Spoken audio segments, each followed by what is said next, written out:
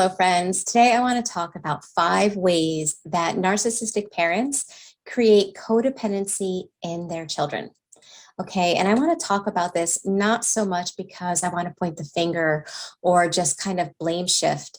But the truth is, I want to talk about this because if we don't understand where or why we may be behaving in certain ways or why certain patterns are such a part of our life and we keep repeating and repeating certain patterns, then we can't grow and change them.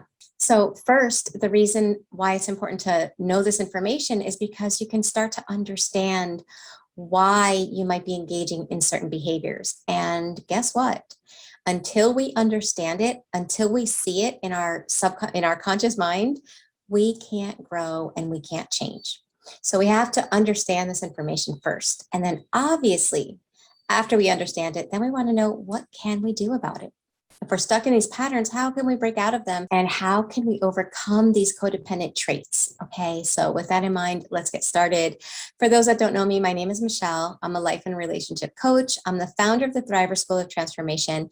That's a monthly membership where we meet live weekly on Zoom. We have group coaching, we have breathwork sessions, EFT sessions, and we take the healing journey together. So if you think that you could benefit from weekly assistance, make sure you check out the links in the description below. Okay, so what are the 5 ways that narcissistic parents wind up creating codependent children? These are in no specific order, okay, but these were the things that I was thinking about recently. The first way is via lack of validation. When we validate someone, we are letting them know that their experience is real, that their perception is understandable. Whether or not we agree with it, we can still validate a person. It's allowing them to have their own perspective. It's honoring their point of view. So we always hear as adults, right, that we should not seek external validation from anyone else. Well, that is 100% true when it's applied to adults. But with children, no child should be able or be forced to have to only rely on internal validation. They don't have the emotional maturity or the emotional understanding, literacy, to be able to validate self, nor should they have to. Like, they should have their parent have the ability to mirror them, to validate their perspective. That's what shows a child, I see you. You are a separate individual from me, and your perspective matters. We know that narcissistic parents aren't like that, whether it's with the scapegoated child or the golden child. In neither case is the point of view of the other child or the other person outside of the narcissist what the narcissist takes into account. It may seem like they do sometimes when they're trying to convince you and show you, or they want you to believe something about them. But in reality, whenever you share your perspective with them, it's almost like, it's talking to a wall. They never see or validate your perspective. So that causes children to never learn how to see themselves. Our inner world, the way we talk to ourselves, the way we feel about ourselves, the way we see ourselves, is a big reflection on how somebody else talked to us, saw us, perceived us, okay? Because we tend to internalize that.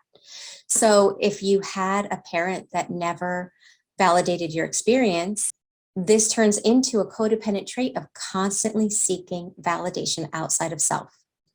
It's almost like if somebody else doesn't confirm it, you don't feel like you're able to hold on to your reality.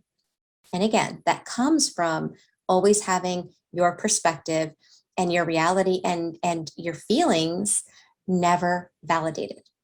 The second way that narcissists often cause codependent traits is through their projection. And a lot of these things that I talk about really apply to the scapegoat. But in this sense, in this one with projection, I just want to kind of focus on the golden child for a second. So the golden child, even though it's like said, the golden child, as if that's something positive, it's really not as positive as it sounds, okay? Because the golden child, through projection, the narcissist projects into the golden child everything they wished they were. right? Also, they may project this image that by bringing this perfect child into the world and by being the perfect parent and everything being so perfect, somehow in their mind, they think that that's going to help them to feel better. The problem with that is that it causes the golden child to feel like their whole life is meant to be fanning the ego of that parent. Like they are meant to glorify that parent. They are meant to reflect back that parent. They are meant to put on a pedestal that parent and do everything so that that parent feels good about himself or herself. And what happens? That golden child never gets to have an identity, right? Because their identity is basically about making this parent feel good about themselves. On top of that, they're taught, I have to make others feel good about themselves in order to be loved and accepted.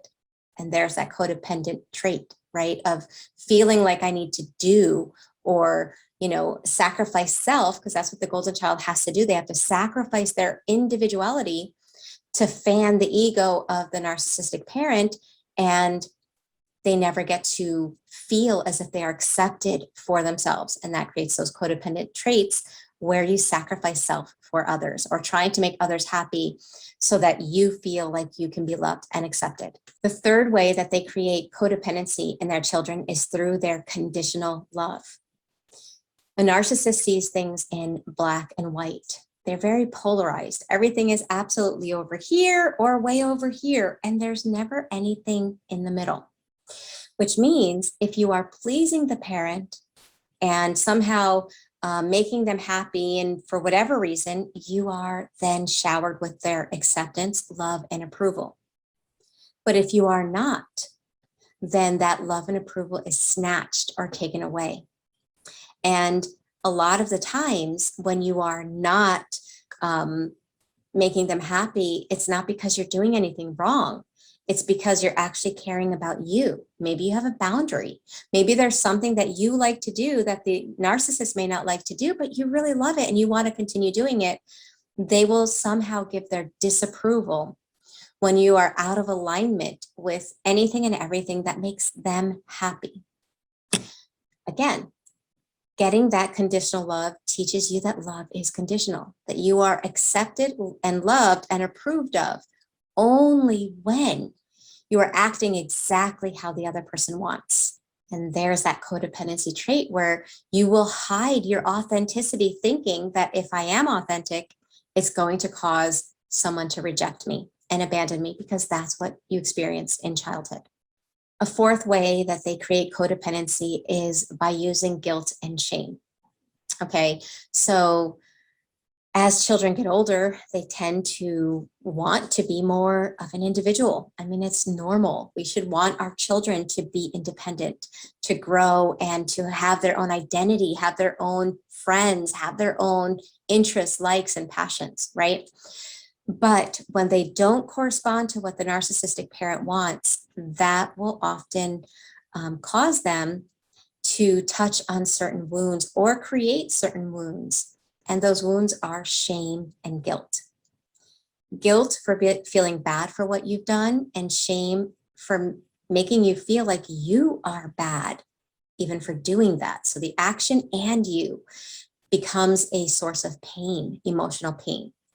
Okay, and I'll just give an example of how they do this with things that don't make sense. Okay, let's say their child has a passion. Let's say their child is really talented with the piano. Let's say they took lessons from the time they were young. They're just really amazing with the piano. But as they get older, when they're playing the piano, sometimes the narcissist can kind of glorify themselves through their child by telling people, by taking the credit for the fact that they gave them the lessons, they paid for the lessons, or it's because there's some musical ability in their family, and therefore that's why the child is so good. If they can somehow take some credit for it, then the guilt and shame let up a little bit. But if there is no way for them to be able to benefit from what that child is doing, they will make the child feel bad about doing it. So let's say the child goes on the piano and they'll start saying things like, shouldn't you be doing something else? Or, you're so lazy. Or all you think about is yourself. You don't help out around the house. Meanwhile, you could have just done a ton of things but the narcissist will never see them. There's that black and white thinking again. The second you're doing something that's just for you, everything you did that was for them gets forgotten. It's literally as if no matter how much you do, the second you do for yourself, it doesn't matter how much you do, they don't see it. So they make you feel like you're doing something wrong and something bad. Now, I see this all the time with my clients who tell me, Michele, I used to love this. I used to love doing that. I can't even bring myself to do that anymore, because the thought of doing that brings up so many negative things inside of me. Okay. So again, when somebody uses guilt and shame to control you, well, how does that apply to like codependent traits as you get older? Well, when you have that wound, you're very susceptible for being controlled. So you may be in a relationship and the person might say something when you do something for you that makes you feel that similar feeling of shame or that similar feeling of guilt, and therefore you sacrifice self again. And you're unable to hold on to what is important to you because the guilt and shame feel so overwhelming. And there's a whole reason for that. But for the sake of this video, I'm just talking about 5 reasons, 5 actions that narcissistic parents do that create codependency. Okay. So the last thing I wanted to mention was the fact that narcissistic parents view boundaries as disrespectful. Okay. They don't like you to have boundaries. And if you try to have a boundary, they will often make you feel as if you are not appreciative of their role as a parent. You are disrespectful. You are, rebellious, all because you may want a boundary. And this can go for, and in this case, I'm talking about children that are older. Let's say you're on your own, right? You're living on your own, and your boundary is, I can talk to you, mom, once every 3 days or once a week. That's your boundary because of your schedule or whatnot. The narcissistic parent will make you feel like, how dare you put that boundary down? Like there should be no boundaries ever between you and the narcissistic parent. When you're taught that in childhood, and that's part of your programming, well, in your adult life, it's very, very hard to have boundaries. And without boundaries, then you are not able to really be your authentic self, right? And that's the opposite of codependency. When you are not codependent because you are not needing someone else in order to feel good about yourself, and you are authentic because you fully accept yourself, that's where we want to be. And we can only get there. We can only get to that healthy place with boundaries. So I just wanted to mention those are 5 things that if you struggle with boundaries, if you struggle with validation, if you struggle with feeling good enough, even when you make mistakes, right? Because you were taught that conditional love. If you feel responsible for other people's feelings, a lot of that is probably because you were programmed, right? You have these subconscious programs downloaded into your subconscious mind, very much like somebody puts a virus on a computer. And the thing with a virus on a computer, time can pass, right? If you know your computer has a ton of viruses, you can turn it off. You cannot use that computer, but time isn't going to change those viruses or remove them. You have to go in there and you have to do the work to do that. And it's the same thing with adult children of narcissists. And I stress this because these things don't just go away, and they don't just go away with acknowledging that they exist. We have to be willing to do the work to remove those programs and to upgrade them to programs that we want, programs that are in alignment with our authentic self. And I really encourage you to do that, because if you don't, then you can be out of all toxic relationships. You can have not one narcissist in your life, not one, and you will still feel as if you can't be yourself. You will still feel unfulfilled in relationships, including the relationship you have with yourself.